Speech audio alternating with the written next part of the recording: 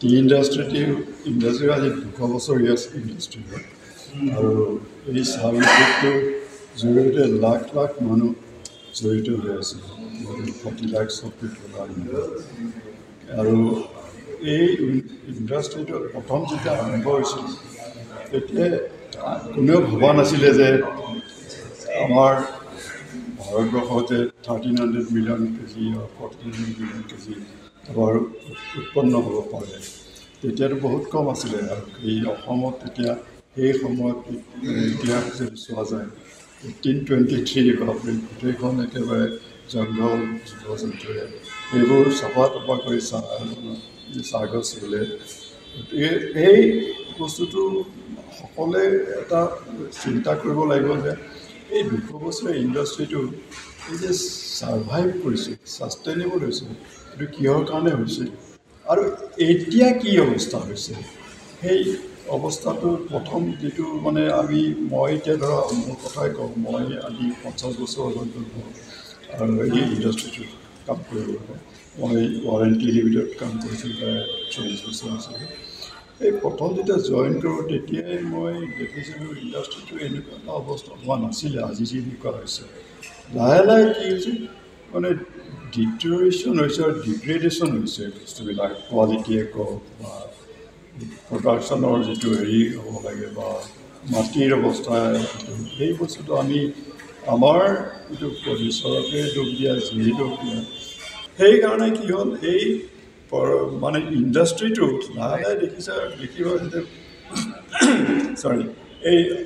যিটো অৰ্গেনাইজ ছেক্টৰৰ তেওঁলোকৰ ইল্ডটো এতিয়াও বঢ়া নাই নহ'লে কমিয়েই গৈছে এটা সময় 600 মিলিয়ন আছে এতিয়াও সেই চাবা আজি 10 বছৰ এই সিমানতে ৰ'ল এই স্মল টিগ্ৰাছৰ যিটো ছেগমেণ্ট যিটো আহিলে 80ৰ পৰা সেইটো ছেগমেণ্টটো এতিয়া য়ং টিমটো তেওঁলোকৰ এই গছবিলাকৰ প্ৰডাকশ্যন ভাল সেইকাৰণে তেওঁলোকৰ সেই গছবিলাকৰ পৰা 700 মিলিয়ন এতিয়া বৰ্তমান হেৰি হৈছে 700 বা 600 1300 মিলিয়ন হৈছে আৰু এইটো বাঢ়ি যাব পাৰে কিন্তু এই ছেগমেণ্টটো য়ং স্মল টিগ্ৰাছৰ ছেগমেণ্টটো এইটো এটা একচুৱেলি আমাৰ backbone of the T industry কিন্তু এই আমি এতিয়া মন কৰিব লাগিব যে উন্নত মানৰ চাহ কেনেকৈ কিন্তু এটা কথা মন কৰিব এই যিখিনি ক্ষুদ্ৰ চাহ খেতিয়ক আছে তেওঁলোক আনঅৰ্গেনাইজ বুলি কয় এইকাৰণে গুড এগ্ৰিকালচাৰ প্ৰেক্টিচেছ তেওঁলোকে কৰিব শিকা নাছিলে বা কোনো টিআৰও নাছিলে বা অহা নাছিলে বা গভৰ্ণমেণ্টৰ পৰা সেইকাৰণে তেওঁলোকে উন্নত পদ্ধতিৰে কৰিব পৰা নাছিলে গতিকে তেওঁলোকক আমি এতিয়া আগবাঢ়ি আহিব লাগিব কেনেকৈ আমি ভাল শিক্ষা দিব পাৰোঁ আৰু এটা কথা কওঁ মানে এই যে মই ক'লোঁ এতিয়া ছাপ্লাই ডিমাণ্ডৰ কথা এই ছাপ্লাইটো বাঢ়ি গ'লে ডিমাণ্ডটো কমি যায় আমাৰ এইটো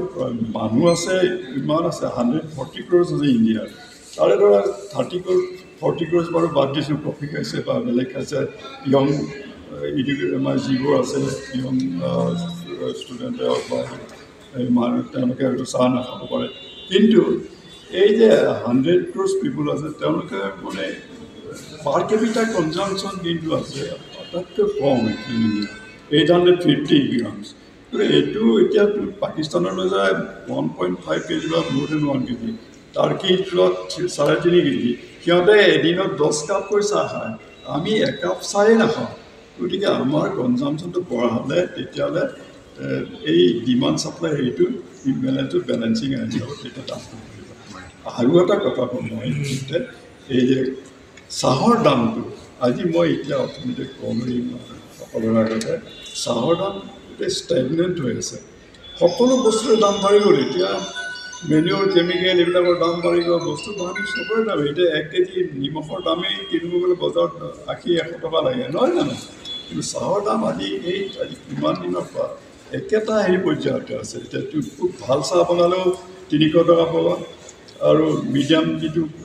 গ্ৰেড আছে যে গুড আছাম বুলি এটা বেষ্ট আছাম গুড আছাম মিডিয়াম আছাম গুড আছামটোতে 250 আৰু মিডিয়ামটোতে 170 ইমান